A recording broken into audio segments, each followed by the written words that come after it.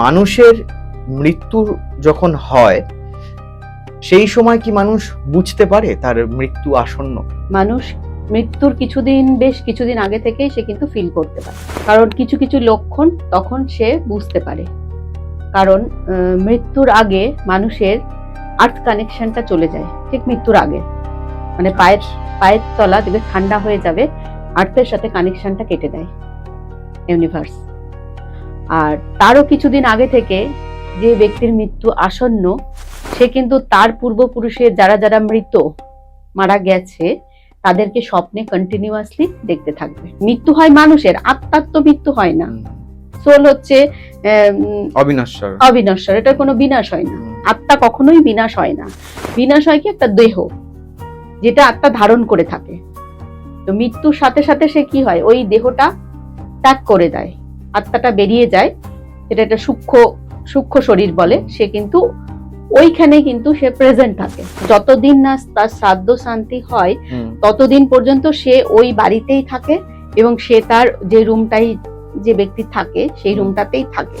আর মৃত্যুর ঠিক আগের মুহূর্তে আমার যত আমি শুনেছি যে যারা মারা গেছে তারা এসে দাঁড়িয়ে থাকে এবং যমদূত, এটা একদম 100% ঠিক কথা। কারণ রিসেন্টলি আমার কিছু জ্ঞাতিও মারা গেছে, আমার বাবাও মারা গেল। তো তারা বলছে ওই যে দাঁড়িয়ে আছে, দেখো কে দাঁড়িয়ে আছে, আমাকে নিতে এসছে। এবং প্রত্যেকে, আমি আগেও শুনেছি যে এরকমটাই নাকি প্রত্যেকেরই হয়। আর মৃত্যুর ঠিক আগের মুহূর্তে তার যে সারা জীবনের যে কর্মকাণ্ড সেগুলো কিন্তু ফ্ল্যাশব্যাক হয়। সে একদম প্রথম থেকে, সেই ছোটবেলা থেকে সেই পর্যন্ত সব তার দৃষ্টিতে পরপর চলে আসে। আচ্ছা, আপনার কি মনে হয় যে মানুষ কেন কালা জাদু প্রয়োগ করে? হিংসা থেকে করে না। মানুষের ক্ষতি তো ভালো, মানে শুভ চিন্তকরা তো মানুষের ক্ষতি করবে না। যারা শত্রু তারা এইগুলো করবে। বাড়ির আশপাশের লোকও শত্রু, নিজের জ্ঞাতিও শত্রু। কেউ একটু ভালো ডেভেলপ করলেই তাদের শত্রু। মানে তাদেরকে কেউ আর সহ্যই করতে পারছে না। কিছু তান্ত্রিকের কাছে যাচ্ছে, গিয়ে তাদের যাতে ক্ষতি করা যায়। সে হয়তো তার কেউ না, সে তার কোনো জ্ঞাতি গোষ্ঠী কেউ না, কিন্তু তবুও কিন্তু তার ক্ষতি করে দিচ্ছে। এটা থেকে বাঁচা যায়? হ্যাঁ, অবশ্যই। বাঁচা না গেলে এত মানুষ তো বাঁচতো কি করে? মানে উপায় আছে? হ্যাঁ, উপায় আছে। এবং প্রচুর মানুষ ভালো হয়েছে। আমার কাছে অনেক মানুষ এসেছে শত্রু দ্বারা ক্ষতিগ্রস্ত, তারা তো ভালো হয়ে আছে, সুস্থ হয়ে আছে।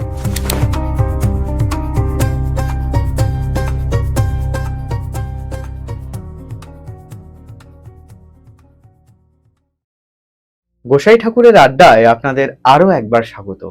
আপনারা জানেন গোসাই ঠাকুর প্রত্যেক সপ্তাহে নতুন নতুন অতিথির সাথে নতুন নতুন বিষয় নিয়ে আসে আপনাদের সামনে। আজকে গোসাই ঠাকুরের আড্ডায় নতুন নয়, এর আগের এপিসোডে আপনারা তাকে ভালোবাসায় ভরিয়ে দিয়েছেন, তাই আজকে গোসাই ঠাকুরের আড্ডায় আরো একবার মা গায়ত্রী। প্লিজ ওয়েলকাম টু গোসাই ঠাকুরের আড্ডা। নমস্কার। সবার প্রথমে যেটা আপনাকে জিজ্ঞাসা করব সেটা হচ্ছে যে মানুষের মৃত্যু যখন হয় সেই সময় কি মানুষ বুঝতে পারে তার মৃত্যু আসন্ন? দেখো, আমরা যতটুকু জেনেছি, সেটা বই পড়ে বলো বা এক্সপিরিয়েন্স শুনে, বিভিন্ন মানুষের কাছে শুনে, তার থেকে মনে হয়, আমার যেটা মনে হয়েছে, জানতে পারে। মানুষ মৃত্যুর বেশ কিছুদিন আগে থেকেই সে কিন্তু ফিল করতে পারে। কারণ কিছু কিছু লক্ষণ তখন সে বুঝতে পারে। কারণ মৃত্যুর আগে মানুষের আর্থ কানেকশনটা চলে যায়, ঠিক মৃত্যুর আগে। মানে পায়ের তলা দেখবে ঠান্ডা হয়ে যাবে, আর্থের সাথে কানেকশনটা কেটে দেয় ইউনিভার্স। আর তারও কিছুদিন আগে থেকে যে ব্যক্তির মৃত্যু আসন্ন, সে কিন্তু তার পূর্বপুরুষের যারা যারা মৃত মারা গেছে তাদেরকে স্বপ্নে কন্টিনিউয়াসলি দেখতে থাকবে। এবং সেই ব্যক্তি, তার ফিলিংসটা কিরকম হয়, যে আশপাশের যে ভোগের বস্তু বলো বা যে কেউ, তার প্রতি, সেইগুলোর প্রতি তার আর কোনো মোহ থাকে না। অনীহা চলে আসে। হ্যাঁ, আর কিছু ফিলিংস তার থাকে না। এবং দেখবে ম্যাক্সিমাম মানুষই মৃত্যুর আগে খাওয়া দাওয়া ছেড়ে দেয়, বন্ধ করে দেয়, কোনো কিছুই তার থাকে না। কিন্তু সে দেখতে পায় কন্টিনিউয়াসলি যে যারা মারা গেছে, তার বংশের পূর্বপুরুষ যারা মারা গেছে, প্রত্যেকের কিন্তু সে স্বপ্ন কন্টিনিউয়াসলি দেখতে থাকে। আচ্ছা। এবার মৃত্যু তো মানুষের হয় না, মৃত্যু হয় মানুষের, আত্মার তো মৃত্যু হয় না। সোল হচ্ছে অবিনশ্বর। অবিনশ্বর, এটার কোনো বিনাশ হয় না। হুম। আত্মা কখনোই বিনাশ হয় না। বিনাশ হয় কি একটা দেহ, যেটা আত্মা ধারণ করে থাকে। তো মৃত্যুর সাথে সাথে সে কি হয়, ওই দেহটা ত্যাগ করে দেয়, আত্মাটা বেরিয়ে যায়। সেটা একটা সূক্ষ্ম শরীর বলে। সে কিন্তু ওইখানে কিন্তু সে প্রেজেন্ট থাকে, কিন্তু তার দেহটা নিথর হয়ে গেল, তার আর কোনো দেহের কোনো মূল্য নেই। দেহটা পড়ে আছে, তার যে আত্মা সে সবই দেখতে পাচ্ছে, যে তার মৃত্যুর পরে তার আত্মীয় স্বজনরা কিভাবে কান্নাকাটি করছে, কে কি অ্যাক্টিভিটি করছে, সে কিন্তু সব দেখতে পারে। সে ছুতে চায়, সে সবাইকে ছুতে চায়, কিন্তু ছোঁয়ার মতো তার তো সেই এক্সেন্সিটা নেই, কারণ সে তো একটা বায়ু, আত্মা, একটা সূক্ষ্ম ইয়ে, তার কোনো কিছু দৃশ্যমান কিছু নেই। সে তো তাকে কেউ ছুতে পারবে না। মানে সে চাইবে ছুতে, কিন্তু পারবে না।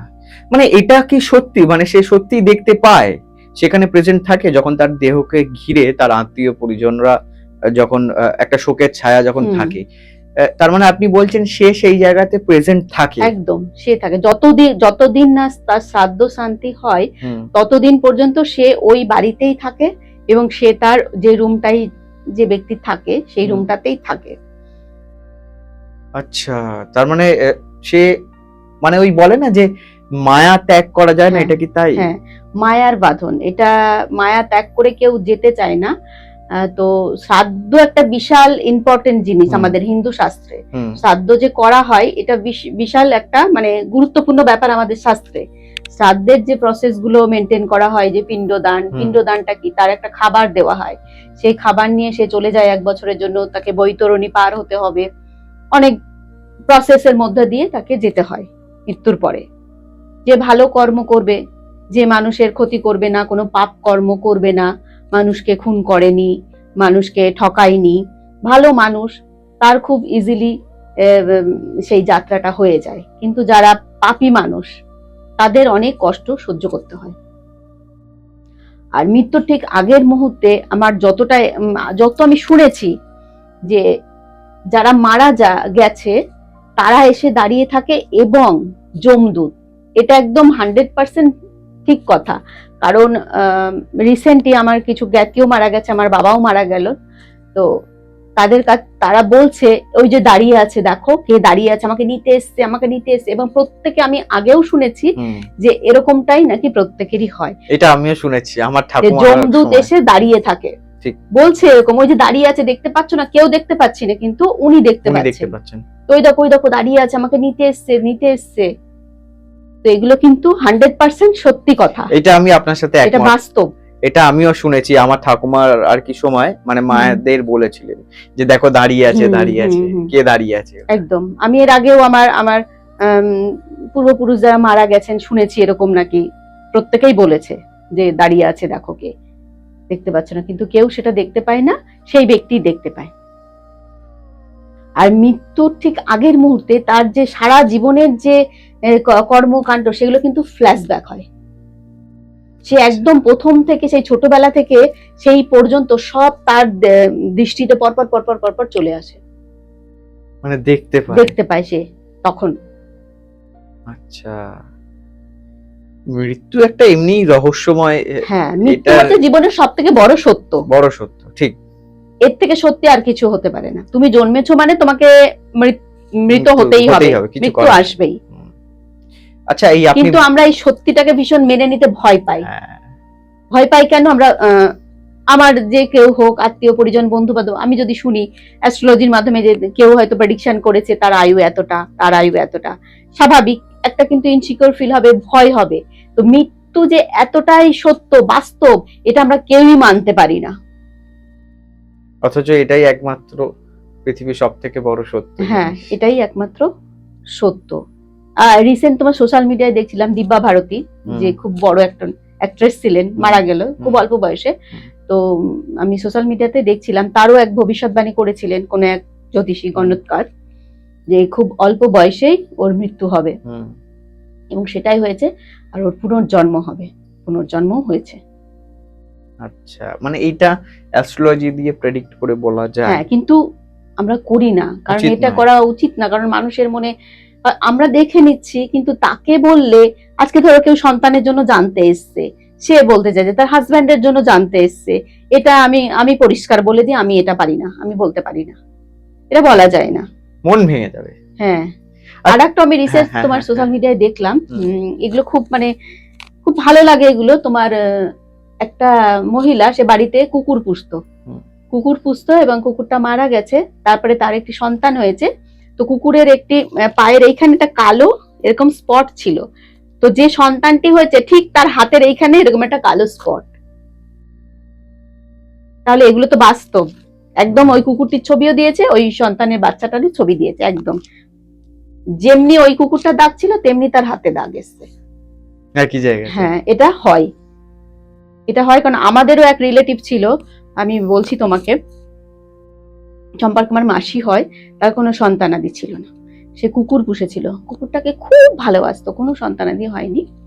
তারপরে কুকুরটি মারা গেল একদিন, তারপরে সে স্বপ্ন দিল যে আমি তোর কাছে আসবো, স্বপ্নে দেখেছে। তারপরে যখন সন্তানটি হলো, মানে কুকুরটি যা যা করতো, যেভাবে এ করতো, যা যা ভালোবাসতো, সেই তার সন্তানের মতো সেম সিমটম গুলো চলে এসেছে। আচ্ছা, আপনি যে কথাটা বললেন যে শ্রাদ্ধ একটা বিরাট বড় পার্ট আমাদের হিন্দু ধর্মের, ইম্পর্টেন্ট, এটা খুব ইম্পর্টেন্ট, গুরুত্বপূর্ণ। গুরুত্বপূর্ণ।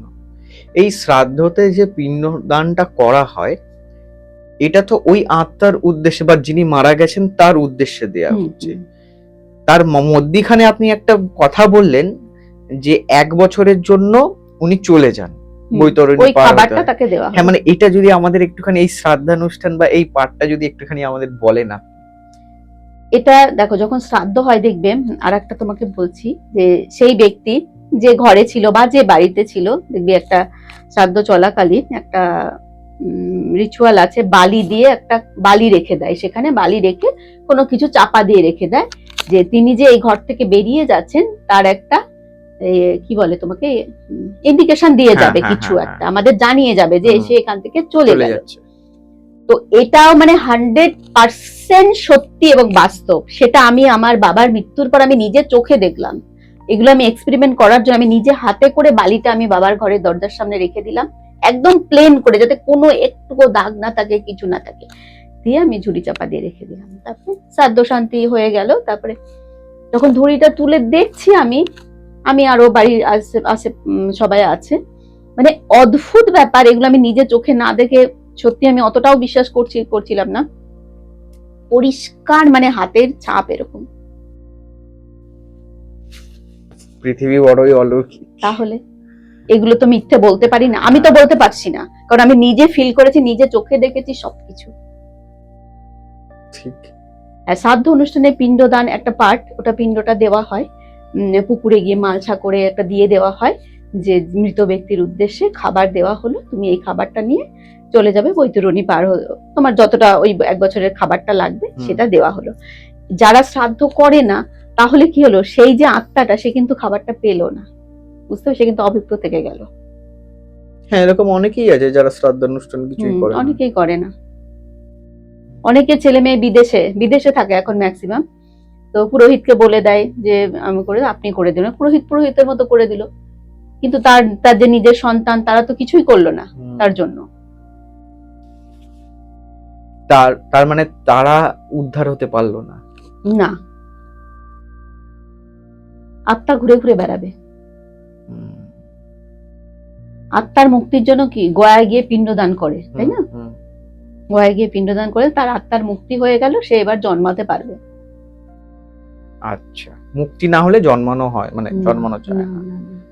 তোমাকে তো প্রচুর তো ক্লায়েন্ট এসে বলে না যে কেউ মারা গেছে, যে বাড়িতে ঘুরছে, ফিল করছে, দেখতে পাচ্ছে, চলে গেল, বসে আছে, তাদেরকে স্বপ্ন দেখাচ্ছে, ভয় পাচ্ছে, এরকম অনেক অনেক মানুষ এসে তো বলে। এই যে স্পিরিট, যে আত্মাটা, এটা যে সত্যি আছে, আমি তোমাকে আমার আরেকটি এক্সপিরিয়েন্স দিয়ে আমি বলছি, আমি তো মানে পুরো মানে ভাবতে পারছি না যে এটাও হতে পারে এরকম। আমি প্র্যাকটিক্যালি তো ছিলাম না, আমি বই পড়ে গিয়ে জেনেছি এর ওর মুখে, কিন্তু এইবার আমার বাবার যে মৃত্যুটা হলো, তাতে আমি অনেক কিছু নিজের চোখে বা নিজে ফিল করলাম। সেটি হচ্ছে জানো, যেদিন নিয়ম ভঙ্গ হয়, মানুষকে খাওয়া দাওয়া করা হয়, সেদিনকে ঘাটে তেনার উদ্দেশ্যে খাবার দিয়ে আসতে হয়। সবাই জানে এটা। আগের দিন নেমন্তন্ন করে আসতে হয়, কোনো পুকুর পাড়ে বা নদীর পাড়ে, যার যেটা আছে, নেমন্তন্ন করে এসে তাকে আহ্বান করতে হয় যে তুমি এসো, এই টাইমটাও বলে দিতে হয়, স্পেসিফিক টাইমটা বলতে হয়, এই টাইমে আসবে। তো আমার বাবা দুপুরবেলা বলা হয়েছিল, আমাদের দিঘি আছে, দিঘির পাড়ে। তো আমি সমস্ত থালায়, মাটির থালায় 3টে থালা হয়েছে, সাজানো হয়েছে খাবার বাবার জন্য। তো নিয়ে যাচ্ছি। ফার্স্টে সামনে আমার দাদা আছে, মাঝে আমি আছি, আমার পিছনে আমার বৌদি আছে। তো আমি ওই দিঘির কাজটা মানে যেই ঢুকেছি, তুমি বললে বিশ্বাস করবে না, মানে খাবারের থালাটা একটা কাগজের প্লেট দিয়ে ঢাকা দেওয়া আছে, আমি 2 ধারে এরকম ভাবে ধরে নিয়ে যাচ্ছি। তো অদ্ভুত ভাবে একটা অদৃশ্য মানে হাওয়া, একটা মানে শক্তিশালী হাওয়া আমার ওই যে খাবারটা যে ঢাকা আছে না, এইরকম ভাবে তুলে ওই ওপরের ঢাকনাটা ফেলে দিচ্ছে। আমি ওটাকে ধরে রাখতে পারছি না, মানে তখন আমার মাথায় আসেনি। আমি যে কি হলো, এত হাওয়া আসছে। এবার পিছনে ফিরতে নেই, আমি সামনে আমার দাদাকে দেখছি যে ওর থালাটা উঠছে কিনা, দেখছি উঠছে না, দাদার থালাটা উঠছে না, কিন্তু আমার থালাটা আমি কোনোভাবেই রাখতে পারছি না ধরে, মানে এতটা মানে পাওয়ার সেই জিনিসটা, সেই হাওয়া টাইপের একটা তীব্র হাওয়া, শুধু ওই ঢাকনাটাকে খুলে তুলে দিচ্ছে। মানে ওই যে আত্মা, ওইটাই হচ্ছে আমার বাবার আত্মাটা খাবারটা গ্রহণ করতে এসেছে, টাইম হয়ে গেছে। তো তখন আমি বুঝতে পারিনি, তখন আমি আর রাখতে পারছি না। তখন ওই পুকুরের ধারে একটু বেদি মতো ছিল, আমি ওখানটায় নামিয়ে আবার থালাটা নিয়ে মানে যেখানে খাবার দেওয়ার কথা সেইখানে পর্যন্ত গেলাম, সঙ্গে সঙ্গে পাতাটা পুরো উড়ে চলে গেল এরকম। তারপরে আমি তখনও মানে ব্যাপারটা বুঝতে পারি। তারপরে আমি জিজ্ঞেস করছি যে তোমাদের ঢাকনাটা কি এরকম উড়েছিল? বলছে না তো। আমি যে হ্যাঁ, আমি তো দেখলাম, আমার সামনে ছিল, দাদা ছিল, তার ওই এটা উড়লো না। বৌদি বলছে আমারটাও ওড়েনি। আমরা তাহলে আমারটা এরকম কেন হচ্ছিল? আমি তো মানে হাত ধরে রাখতে পারছি না। তখন আমার মাথাতে আসেইনি যে ওটাই আমার বাবার স্পিরিট। পরে আমি যখন জিজ্ঞেস করলাম, তাহলে তখন আমি ফিল করছি হ্যাঁ, এত শক্তিশালী, মানে আমি হাত দিয়ে ঠেকিয়ে রাখতে পারছি না একটা পাতাকে, মানে অদ্ভুত ব্যাপার। আর কোথায় হাওয়া নেই, শুধু ওই জায়গাটাতেই মানে ঢাকনাটাকে এইভাবে তুলে দিচ্ছে, বুঝতে পেরেছো? আমি এই হাত দিয়ে এমনি ঠেকিয়ে রেখেছি, আর এই হাতটা পুরো খুলে গেছে, মানে ঢুকে ওই যে খাবারটা গ্রহণ করছেন। এবং পরের দিন, ওই দিনকেই সন্ধ্যেবেলা তুমুল ঝড় বৃষ্টি হয়েছে, মানে মারাত্মক ঝড় বৃষ্টি। খাবারটা দুপুরবেলা দেওয়া হয়েছিল, তো ভোরবেলা আমার মা গিয়ে দেখতে গেছেন যে কি আছে, দেখে আসি। অত যদি ঝড় বৃষ্টি হয়, তাহলে যে মাটির যে বাটিগুলো দিয়ে সেগুলো তো উল্টে যাবে। একটিও উল্টায়নি, যেমনি বাটি তেমনি আছে, কিন্তু খাবারগুলো নেই। থালায় একটু জল জমে আছে, একটিও খাবার নেই। অদ্ভুত ব্যাপার এগুলো, অদ্ভুত। এর আগেও আমি মানে শুনেছি যে এই খাবার ব্যাপারটা, যে এসে যে খেয়ে যায়। কারণ এর আগে আরেকজনও মারা গেছিল, সে যেরকম ডাটা সে চিবিয়ে যেভাবে খেত, ডাটাগুলো ঠিক ওইভাবে করা আছে। যদি কোনো পশুতে খায় তাহলে ডাটা খাবে না, ওইভাবে রাখবে না। আর পশুতে খেলে তো বাটি ফাটি উল্টে দেবে, ওরা ওইরকম সুন্দর সাজানো কি থাকে? কখনোই থাকে না। আর আমার বাবারটা তো মানে সাইক্লোন হয়েছে সেদিনকে সন্ধ্যাবেলা, মানে মুষলধারে বৃষ্টি। তো সেখানে কি করে ওইগুলো এরকম দাঁড়িয়ে থাকে, বাটিগুলো, থালা? কিছুটা হলেও তো সরে যাবে বা নড়ে যাবে, উল্টে যাবে, তবে পড়ে যাবে, উড়ে যাবে। তুমি অন্য সময় রেখে এসে দেখবে কিছুই থাকবে না, তো ঝড়ে বৃষ্টিতে লন্ডভন্ড হয়ে যাবে। তো এগুলো কিন্তু সত্যি। আচ্ছা, এরকম তো অনেক মানুষ ভয়ও পায়, আপনার কাছে আসে, আমি শুনেছি চেম্বারে আসে আপনার, যারা বিশ্বাস করে না বা যারা ভয় পায়, তাদের আপনি কি বলবেন? এগুলো থেকে কি বেরিয়ে আসা যায় অ্যাস্ট্রোলজি তন্ত্রের মাধ্যমে? হ্যাঁ, যারা ভয় পাচ্ছে, ধরো যেহেতু সে যেই হোক, নিজের মারা গেছে, যেহেতু একটা ভয়ের ব্যাপার, সে প্রেত লোকে চলে গেছে, মানে সে হয়তো ক্ষতি করবে না। ভালো আত্মা ক্ষতি করে না, যারা খারাপ আত্মা হয় তারা ক্ষতি করার চেষ্টা করে, ভালো আত্মা ক্ষতি করে না। কিন্তু সেই ব্যক্তিগুলো তো ভয় পাচ্ছে, তো তখন রেমেডি আছে, করে দিই, ঠিক হয়ে যায়। আচ্ছা, এগুলো রেমেডি হয়? রেমেডি হয়। আচ্ছা, আমাদের ভয়ের ব্যাপারটা কেটে যায় এবং আত্মার ওই প্রেজেন্সটা ওখান থেকে বন্ধ করে দেওয়া হয়।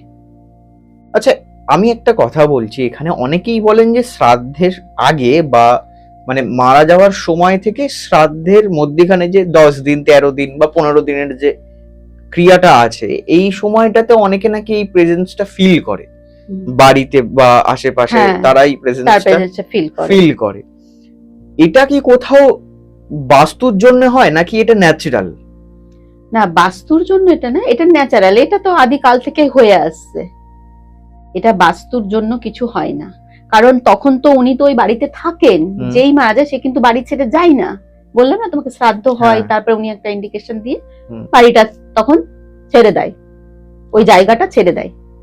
কিন্তু তার আগে পর্যন্ত সে কিন্তু ওই বাড়িতেই ঘোরাফেরা করছে, তার আত্মা সমস্ত কিছু দেখতে পায়, আত্মা কি হচ্ছে না হচ্ছে, কে কি করছে সব কষ্ট পায়, কিন্তু তার কিছু ক্ষমতা থাকে না তো কিছু করার, শুধু দেখতে হ্যাঁ। পায়।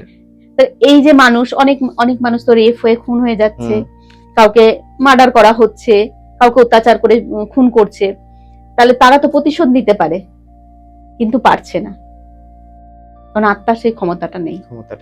ঠিক। আচ্ছা, আমি একটা কথা এখানে আপনাকে জিজ্ঞাসা করব, সেটা হচ্ছে অনেক বয়স্ক ব্যক্তিরাই বাড়িতে নয় হসপিটালে মারা যায়, সেক্ষেত্রে কি তারা বাড়িতে আসে, মানে সেই আত্মাটা কি বাড়িতে আসে? একদম, সে যে মারা গেল তারপরে তার ডেড বডিটা তো বাড়িতে আনে, হ্যাঁ, তার আত্মাটাও চলে আসে বাড়িতে, কারণ বাড়িটাই তো তোর প্রিয় জায়গা না, হসপিটালটা তো তোর জায়গা নয়, সে তো তার প্রিয় জায়গা, নিজের জায়গায় চলে আসবে, আত্মা তো সেকেন্ডের মধ্যে চলে আসবে। আচ্ছা, মানে বডিটার সাথেই তার মানে চলে আসে। এই এই হসপিটালে একজনের মৃত্যু হয়েছে, একজন মহিলা, সে তার সদ্য বাচ্চা প্রসব করেছে, তো সেই মহিলা মারা গেছে। তো বলছে তার যে বোন সেই বাচ্চাটাকে নিয়ে রাত্রিবেলা হসপিটাল থেকে বেরোচ্ছে, তখন ও বলছে পিছন থেকে নাম ধরে ডাকছে, রাত্রিবেলা। ও তখন পিছনে তাকিয়েছে, নিজের দিদি তাকিয়েছে, দেখে হসপিটালের ছাদে, এগুলো অনেকে আমাকে পাগল বলতে পারে কিন্তু এটা বাস্তব, দেখছে ছাদের মধ্যে একটা শাড়ি পরে অদৃশ্য একটা দাঁড়িয়ে আছে, মানে সে বাচ্চা প্রসব করে সদ্য মারা গেছে, তার মানে বাচ্চার প্রতি তার খুব প্রচুর অ্যাট্রাকশন আছে না, টানটা থেকে যায়। আচ্ছা, আমাদের গোসাই ঠাকুরের আড্ডার দর্শকরা যদি আপনার সাথে যোগাযোগ করতে চায়, স্ক্রিনে তো আপনার নাম্বার যাচ্ছে, এই নাম্বারে যোগাযোগ করার কি প্রসিডিওর আছে? এই নাম্বারে যে নাম্বারটি যাচ্ছে 7548032001, এটি আমার WhatsApp number plus contact number. যারা যারা যোগাযোগ করতে চাইছেন, আমার চেম্বার আছে শিয়ালদা, কালীঘাট, দমদম, বালি, ব্যারাকপুর, কৃষ্ণনগর, চেম্বারে এসেও কন্ট্যাক্ট করতে পারেন। এসে মানে আগে থেকে কন্ট্যাক্ট করতে হবে, বুকিং করতে হবে। আর যারা দূরের দর্শক আছেন তারা অনলাইনে প্রেডিকশন নিতে পারেন এবং রেমেডিও নিতে পারেন, কোনো অসুবিধা নেই। আমার নাম্বার সারাদিনই খোলা থাকে, নাম্বারে কন্ট্যাক্ট করে বুকিং করে নেবেন যারা চেম্বারে আসতে চাইছেন। আর যারা অনলাইনে করাতে চান, দেখাতে চান, তারা কিন্তু অনলাইনে প্রসেসিংও বলে দেওয়া হবে, ফোনের মাধ্যমে, হোয়াটসঅ্যাপ করলেও বলে দেওয়া হবে। আমাদের আড্ডার পরিবেশটা একটু ভারী হয়ে গেছে, এবার একটু হালকা করার জন্য আপনাকে যে প্রশ্নটা করব সেটা হচ্ছে যে সৌভাগ্যের কিছু টোটকা যদি আমাদের দর্শকদের আপনি দেন। হ্যাঁ, সবাই তো সৌভাগ্যটাই চায় না, দুর্ভাগ্য তো কেউ চায় না, কিন্তু আমাদের ডেস্টিনি অনুযায়ী ওটা এসে যায়। যেমন রাত আছে তেমন দিনও আছে, এটাও তেমনি, যে কাউরির সব সময় সমান যায় না, কোনো সময় খুব সুখের সময় আসে, কোনো সময় আবার এতটাই দুঃখ আসে যে মানুষ সেই দুঃখের অন্ধকারে তলিয়ে যায়। তো সৌভাগ্যের জন্য তো অনেক টোটকায় আছে, আমার কাছে তো প্রচুর ক্লায়েন্ট আসে বা ফোন করে, হোয়াটসঅ্যাপ করে। অর্থনৈতিক স্টেবিলিটিটা সবার প্রয়োজন, কারণ অর্থই এখন মেরুদণ্ড, অর্থ ছাড়া কিছুই হবে না। সৌভাগ্য অনেকভাবে আনা যায়। যাদের অর্থের ফ্লো আসছে না তাদের বাচ্চাটা কিন্তু আগে প্রেডিকশন করাতে হবে, কারণ আমাদেরকে পরিচালনা করছে আমার ওই জন্ম ছকটি, গ্রহ। তো গ্রহের পজিশন কি আছে সেটা কিন্তু আগে অবশ্যই দেখতে হবে। গ্রহের পজিশনে যদি কোনো গন্ডগোল থাকে, যদি কোনো খারাপ যোগ থাকে, অনেক কিছুই থাকে তো জন্ম ছকে, যেমন 12টি রাশি, 12টি লগ্ন, 27টা নক্ষত্র, এই সব নিয়েই তো আমাদের জন্ম ছক তৈরি হয়। যে যেমন সময়ে জন্মেছে সেই ডেট টাইম এগুলো দিয়ে জন্মছক প্রেডিকশন করাতে হবে। আর টোটকা বলতে গেলে দেখো, সব টোটকা যে সবার কাজ করবে এমন কিন্তু কথা নাই। সেই জন্য আমি বললাম কি আগে প্রেডিকশন করিয়ে নিতে হবে যে কি কারণে তোমার অর্থনৈতিক সমস্যাটা আসছে। সেটা বাস্তু দোষের কারণেও হতে পারে, সেটা মানুষ হয়তো ক্ষতি করে রেখেছে তন্ত্রের মাধ্যমে, তার জন্য তোমার অর্থ আসছে না, সেটাও হতে পারে, কর্ম হচ্ছে না, সেটাও হতে পারে। তো বৃহস্পতি হচ্ছে গুরু বৃহস্পতি আমাদের অর্থ দেয়, আবার শুক্রও আমাদের লাক্সারিয়াস লাইফ দেয়। তো বৃহস্পতিকে স্ট্রং যদি করতে পারেন তাহলে অর্থ আসতে পারে। তো তার জন্য টোটকা, বৃহস্পতিবারে অবশ্যই জলে হলুদ দিয়ে স্নান করলে সৌভাগ্যের উদয় হয়। এবং বৃহস্পতির যে মাউন্ট আছে, এই যে 4 ফিঙ্গারের নিচের, এটা হচ্ছে বৃহস্পতির মাউন্ট। এটা প্রত্যেক বৃহস্পতিবার এই যে রিং ফিঙ্গার দিয়ে হলুদ এইখানে এই বৃহস্পতির মাউন্টে লাগাতে হবে। ধন, বৃদ্ধি, সমৃদ্ধি 3 বার এই মাউন্টে হলুদ লাগাতে হবে, তাহলে আস্তে আস্তে সৌভাগ্যের উদয় হতে পারে। যাদের অর্থ আসছে না তারা যখন রাত্রেবেলা শুতে যাবেন, ছোট কাচের বাটিতে 10টা ছোট সবুজ এলাচ রাখবে মাথার পাশে। এলাচ হচ্ছে অর্থকে অ্যাট্রাক্ট করে, এটা কন্টিনিউ করতে থাকবে, কিন্তু সেখান থেকে দেখবে তোমার অর্থের ফ্লোটা আসছে। অর্থের জন্য আরো কিছু টোটকা আছে, আমি বলে দিচ্ছি। অর্থ, তোমার যদি কোনো ব্লকেজ থাকলে কি হবে, অর্থ আসবে না। তার জন্য যে দারচিনি স্টিক হয়, লম্বা দারচিনি স্টিক, 1 টাকার কয়েন এবং একটু ভীমসেনী কর্পূর একটি লাল কাপড়ে বেঁধে বালিশের নিচে রেখে দেবে। এটা 1 মাস পর পর ওগুলো বার করে জ্বালিয়ে দেবে, আবার নতুন রাখবে। এটা কন্টিনিউ করতে থাকবে। যারা আমার ব্রডকাস্ট দেখছেন, দেখবে সৌভাগ্যের উদয় হতে বাধ্য হবেই। যারা যারা আগে এরা অ্যাপ্লাই করেছে তারা প্রত্যেকে রেজাল্ট পেয়েছে। আর দেখবে যে নন বেঙ্গলি মহিলারা, যারা বাড়ির বউ, দেখবে পায়ে মোটা মোটা পায়েল পরে থাকে, ওরা পরবেই। বিয়ে হয়ে গেল দেখবে ওদের পায়ে ওটা মাস্ট থাকবে। কিন্তু আমাদের হিন্দু ধর্মের মেয়েরা কিন্তু পরে না, বউরা পরে না। ওই যে পায়েল, ওই যে ঝমঝম করে বাজছে, ওই যে শব্দটা, পায়েলের যে শব্দ, ওটা কিন্তু মারাত্মক সৌভাগ্য আনে। নন বেঙ্গলিরা দেখবে ওইটা পরেই, ঠিক ওটা বাধ্যতামূলক ওরা পরবেই।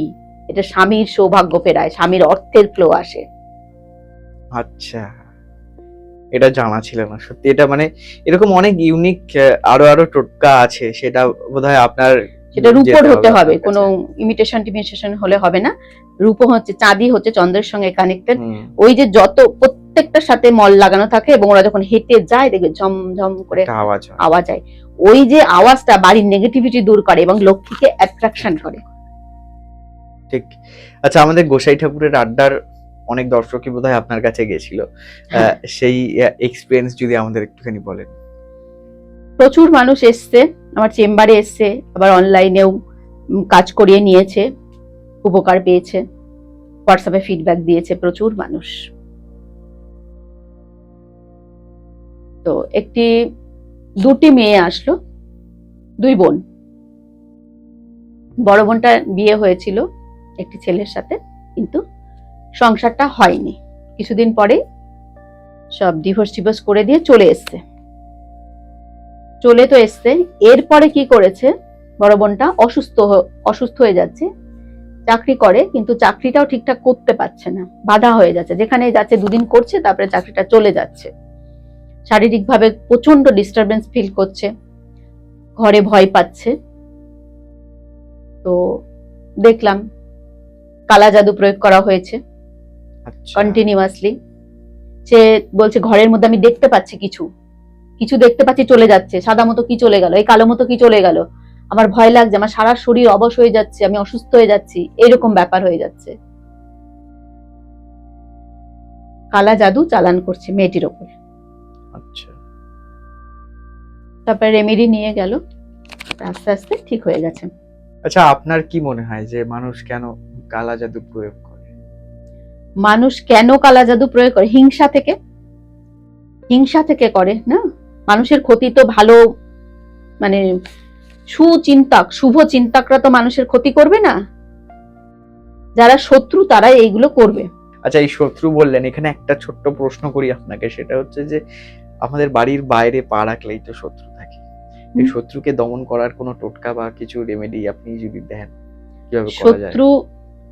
এখন ম্যাক্সিমাম মানুষই আসে শত্রু, বাড়ির আশপাশের লোকও শত্রু, নিজের জ্ঞাতিও শত্রু, কেউ একটু ভালো ডেভেলপ করলেই তাদের শত্রু, মানে তাদেরকে কেউ আর সহ্যই করতে পারছে না।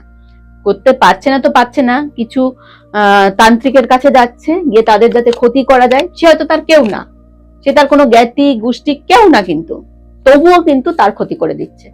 এটা থেকে বাঁচা যায়? হ্যাঁ, অবশ্যই। বাঁচা না গেলে এত মানুষ তো বাঁচতো কি করে? মানে উপায় আছে? হ্যাঁ, উপায় আছে, এবং মানুষ তো প্রচুর মানুষ ভালো হয়েছে। আমার কাছে অনেক মানুষ এসেছে শত্রু দ্বারা ক্ষতিগ্রস্ত, তারা তো ভালো হয়ে আছে, সুস্থ হয়ে আছে।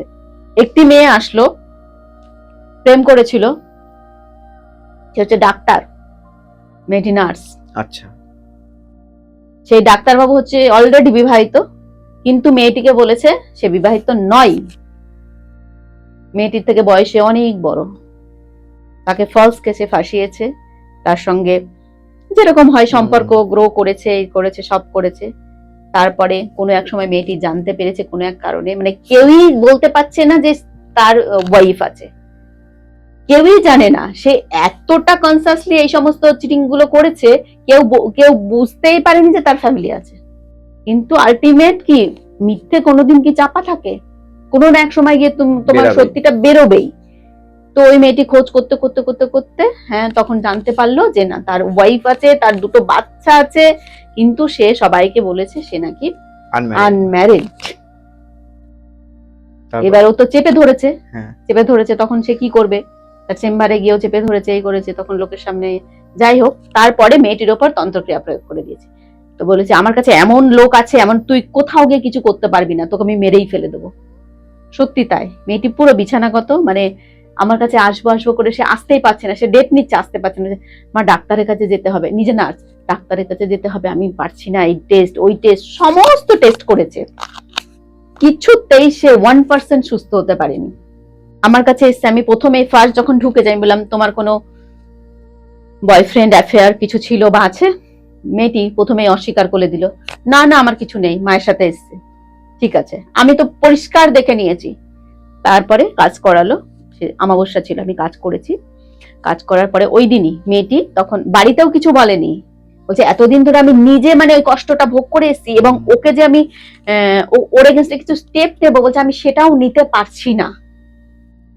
মানে এমন ভাবে একটা আকর্ষণ করে রেখেছে ওর সাথে, মানে ওর প্রতি কোনো খারাপ কিছু ডিসিশন বা স্টেপ নিতে পারছে না ও।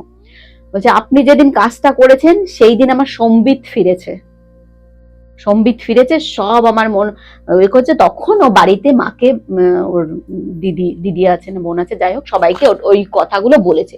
বলছে আগে কোনো দিন সে এই কথাগুলো বলেনি। যে তারপর থেকে আমার শরীরটা পুরো হালকা হয়ে গেল, সব কি যেন একটা বেরিয়ে গেল। তখন আমার মধ্যে সম্বিত ফিরলো যে ও একটা শয়তান, ওকে আমি ছাড়বো না।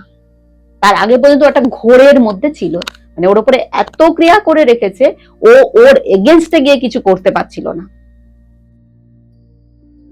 আচ্ছা, এরকম করা যায়? তাহলে এগুলো কি, এরা যে আসছে তাহলে এগুলো কি? সে তো নিজে নার্স, সে ডাক্তার দেখিয়েছে।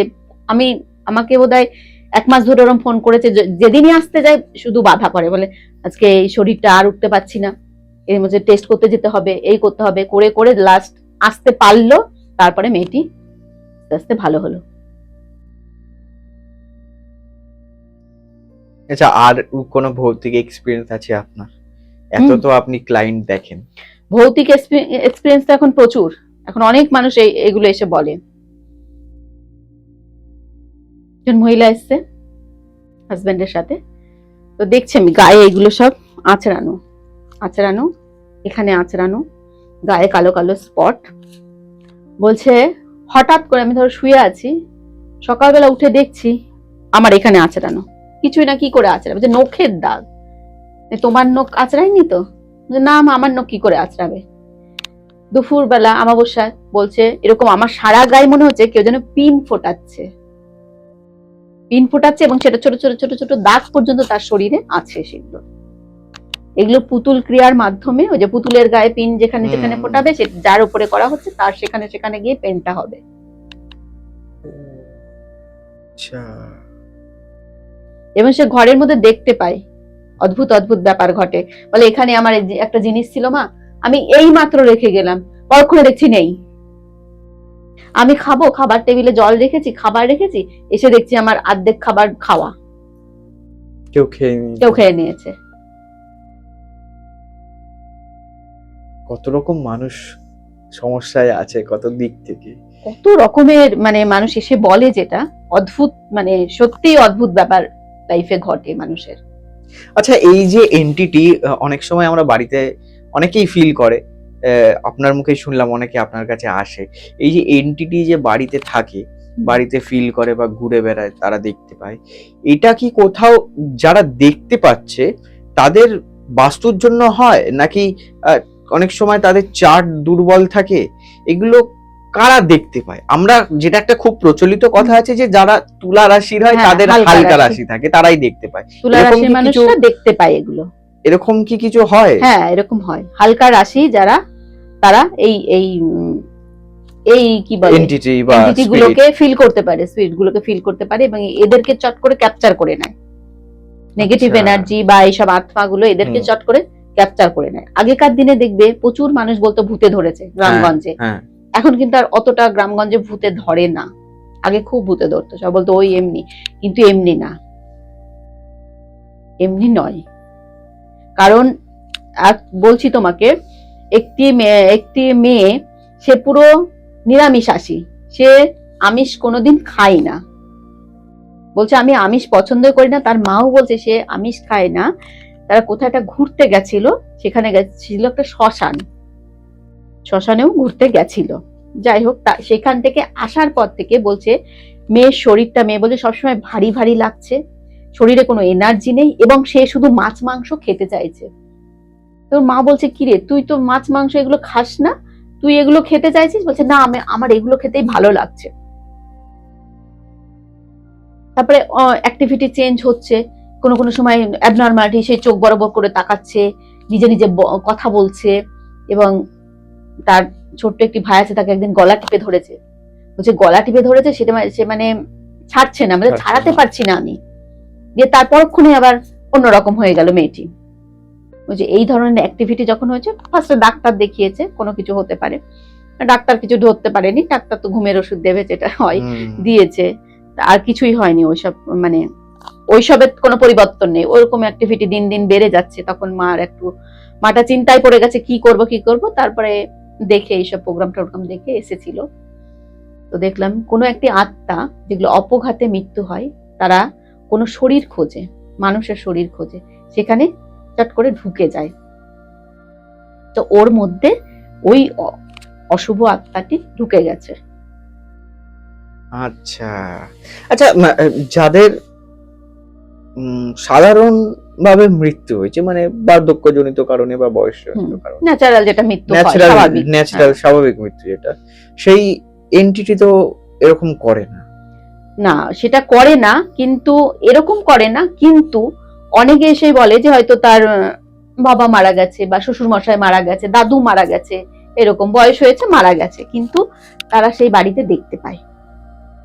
সিঁড়ি দিয়ে দেখছি, সিঁড়ির ওখানে তাকে দেখতে পাচ্ছি। ওই বাড়ির একটি বৌমা এসেছিল, বলছে তারপর রান্নাঘরে রান্না করতে যাচ্ছি, দেখছি ওর শ্বশুর দাঁড়িয়ে আছে। এরকম বিভিন্ন জায়গায় মানে উনি ওই বাড়িটা ছেড়ে যায়নি, তার আত্মাটা জন্মও নেয়নি, ওখানেই ঘোরাফেরা করছিল। আচ্ছা, এটা থেকে মুক্তি পাওয়া যায়? এগুলো থেকে মুক্তি পাওয়া যায়, গয়ায় গিয়ে যেমন পিণ্ডদান দিতে হয়, বা বাড়িতে কিছু বাস্তুর কিছু কাজ করতে হয়, সেগুলো করলে নেগেটিভ এনার্জি সেগুলো ঘর থেকে চলে যায়, বাড়িতে আর আসতে পারে না। বাড়ি বন্ধন করে কেন মানুষ? বাড়ি বন্ধন, শরীর বন্ধন, দেহ বন্ধন, এগুলো করার তো বিশাল কারণ আছে। আচ্ছা, বাস্তু বন্ধন করলে তার মানে কোনো অশুভ, বাস্তু বন্ধন করলে তোমার বাস্তু নেগেটিভিটি কাটবে, তোমার কোনো অশুভ শক্তি সেই বাড়ির গণ্ডির ভেতরে পৌঁছাতে পারবে না, ছুতে পারবে না। তোমার বাইরে থেকে যে শত্রুরা ক্রিয়াকলাপ করে ক্ষতি করবে, সেটাও তোমার বাড়ির ভেতরে ঢুকতে পারবে না। আচ্ছা মানে তোমার বাড়িটাকে বুলেট প্রুফ জ্যাকেট একটা পরিয়ে দিলে বাইরের কোনো রকম কোনো কিছু খারাপ জিনিস এখানে আসছে না। আচ্ছা, এইটা কতদিন থাকবে, মানে এই এটা পাওয়ারের উপর ডিপেন্ড করে, যে যেরকম পাওয়ার দিয়ে কাজ করাবে তার উপরে থাকে। আচ্ছা। ম্যাক্সিমাম 5 বছর 3 বছর তো থাকেই, থাকেই। তার বেশিও থাকে। আচ্ছা আচ্ছা আচ্ছা, আমাদের সময় একদম শেষের দিকে, তবে শেষ করার আগে আমি চাইবো আমাদের গোসাই ঠাকুরের আড্ডার দর্শকদের আপনি কিছু যদি রেমেডি বা টিপস দিয়ে যান যেগুলো দৈনন্দিন জীবনে কাজে লাগতে পারে। আচ্ছা, বাস্তু বললে তুমি একটা গাছের মাধ্যমেও কিন্তু আমার বাস্তু নেগেটিভিটি অনেকটা কাটাতে পারি। আচ্ছা, কিছু কিছু গাছ যদি তুমি বাড়িতে রাখতে পারো তাহলেও কিন্তু তোমার বাড়িতে অনেক পজিটিভিটি আসে। যেমন ধরো স্বামী গাছ, যেটা যার পাতা দিয়ে শিবের পুজো হয়, স্বামী গাছ বলে, নার্সারিতে গিয়ে খুঁজলে এখন পেয়ে যাবে। স্বামী গাছ যদি একটা বাড়িতে রাখা যায়, ফ্ল্যাট হলে তারা টবে রাখবে, আর যদি কারোর বাড়ি হয় তাহলে বাড়িতে গেটের সামনে, মেন গেটের সামনে রাখবে, তাহলে বাড়ির বাস্তুর যে এগুলো নেগেটিভিটি ওটা কাটে। তারপরে শ্বেত আকন্দ গাছ, এটা বাস্তুর জন্য মারাত্মক মানে পজিটিভ একটা গাছ। শ্বেত আকন্দ গাছ যাদের বাড়ি আছে বাড়িতে অবশ্য করে লাগিয়ে রাখবে। শ্বেত আকন্দ গাছ কিন্তু সব রকম ক্ষতির থেকে রক্ষা করে এবং পজিটিভিটিটা আনে। জেট প্ল্যান্ট, এটা হচ্ছে একে বলা হয় টাকার প্ল্যান্ট, টাকা গাছ। জেট প্ল্যান্ট এনে আপনি আপনার উত্তর দিকে রাখুন বা পূর্ব দিকে রাখুন। জেট প্ল্যান্ট আনলে আপনার ঘরের অর্থ, টাকা পয়সার আমদানি আসবে। আর একটা বলে দিই, সবই রেমেডি করছেন, কিন্তু আপনার জীবনের এই যে লাইফস্টাইল, ও ঘুম থেকে ওঠা থেকে শোয়া পর্যন্ত, এই লাইফস্টাইল যতদিন না চেঞ্জ করবে সৌভাগ্য কিন্তু আটকে থাকবে। কারণ উঠতে হবে ভোরবেলা 5টার মধ্যে, প্রত্যেকটা মানুষকেই উঠতে হবে, বিছানা ছাড়তে হবে। বিছানা ছেড়ে স্নান করে, কারণ স্নান হচ্ছে, স্নানেরও একটা ভাগ থাকে না, ভোরবেলা স্নান একটা, ব্রহ্ম মুহূর্তে স্নানের আলাদা মাহাত্ম্য আছে। তুমি সকাল 8টার মধ্যে স্নান করে নাও, ঠিক আছে, 8টার পরে আর স্নান করা চলে না। 12টার পরে তো রাক্ষসের স্নান হয়ে যায়, 8টার পরে ওটা মনুষ্য স্নান হয়। আচ্ছা, তো 6টার মধ্যে অন্তত স্নান করে নাও। স্নান করে তুমি যে দীক্ষিত হও না হও, তোমার যে ভগবানকে, ঈশ্বরকে ভালো লাগে, তুমি মেডিটেশনে বসে যাও, শুদ্ধ হয়ে মেডিটেশনে বসে যাও। 10 মিনিট, 15 মিনিট, 20 মিনিট মেডিটেশন করো, ধ্যান করো, যাকে ভালো লাগে তাকে স্মরণ করো। দেখবে আস্তে আস্তে তোমার যে ব্লকেজ গুলো আছে সেগুলো কিন্তু খুলতে থাকবে। আরো একটা টোটকা বলে দিচ্ছি, লবণ কিন্তু একটা মহামূল্যবান জিনিস। যেমন লবণ ছাড়া সত্যি আমাদের খাবার বেশ স্বাদ, আমাদের লাইফও কিন্তু বেশ স্বাদ, কারণ অনেকেই জানে না লবণের কি প্রয়োগ আছে। লবণ দিয়ে ঘর মুছলে কি হয়, বাস্তুদোষ কাটে। লবণ মাথায় ঘুরিয়ে, হাতের মুঠোয় নিয়ে ঘুরিয়ে সেটা টয়লেটে ফ্ল্যাশ করে দিলে বা বেসিনে ফ্ল্যাশ করে দিলে নেগেটিভিটি দূর হয়, নেগেটিভ এনার্জি দূর হয়। লবণ যদি আপনি ঘাট থেকে পা পর্যন্ত মেখে 5-10 মিনিট রেখে এভরিডে স্নান করতে পারেন, আপনার যত রকমের খারাপ অরাগুলো আছে সেগুলো ক্লিন হতে থাকবে। আরো একটা বলে দিই, আপনাদের যে মেন গেটে কুনজরের জন্য সব সময়ের জন্য কালো কাপড়ে ফিটকারি, শুকনো লঙ্কা এবং সর্ষে বেটে টাঙিয়ে রাখবেন। এটা আপনার বাড়িতে কোনো রকম কুনজর ঢুকতে দেবে না, খারাপ জিনিস, খারাপ বাতাস কিছুই ঢুকতে দেবে না। এটা প্রত্যেকেই করে রাখবেন, সবারই দরকার আছে। কারণ আজকাল যে পরিমাণ মানুষ আমাদের কাছে এসে যা বলে যে সবারই ক্ষতি করা, সবার শত্রু, সবারই ক্ষতি করা। আজকে পাশের ফ্ল্যাটের লোক এই পাশের ফ্ল্যাটের লোককে সহ্য করতে পারে না, সামনের লোক পিছনের লোককে সহ্য করতে পারে না, সবাই মানে শত্রু টাইপেরই হয়ে যাচ্ছে, কেউ কাউকে পছন্দ। তো এগুলো আশা করি দর্শকদের জন্য আমার দেওয়া টোটকা, তারা যদি অ্যাপ্লাই করতে পারে ভীষণভাবে উপকৃত হবে। উপকৃত হলে আমাকে অবশ্য করেই হোয়াটসঅ্যাপে জানাবেন বা ফোনে জানাবেন। অনেক অনেক ধন্যবাদ গোসাই ঠাকুরের আড্ডায় আসার জন্য, এতটা সময় আমাদের দেওয়ার জন্য। আজকের মতন এই পর্ব এখানেই শেষ করছি। দেখা হবে আগামী সপ্তাহে নতুন কোনো অতিথির সাথে, নতুন কোনো বিষয় নিয়ে। ততক্ষণ দেখতে থাকবেন গোসাই ঠাকুরের আড্ডা। আর যারা মনে করছেন মা গায়ত্রীর সাথে যোগাযোগ করবেন, স্ক্রিনে তো নাম্বার রইলো, ডেসক্রিপশন বক্সেও নাম্বার রইলো, আপনারা অবশ্যই যোগাযোগ করে নেবেন। যদি কোথাও অসুবিধা হয় আমাদের মেসেজ করবেন বা ফোন করবেন অফিসিয়াল নাম্বারে, আমরা আপনাকে গাইড করে দেবো। ভালো থাকবেন, সুস্থ থাকবেন, আর দেখতে থাকবেন গোসাই ঠাকুরের আড্ডা। নমস্কার।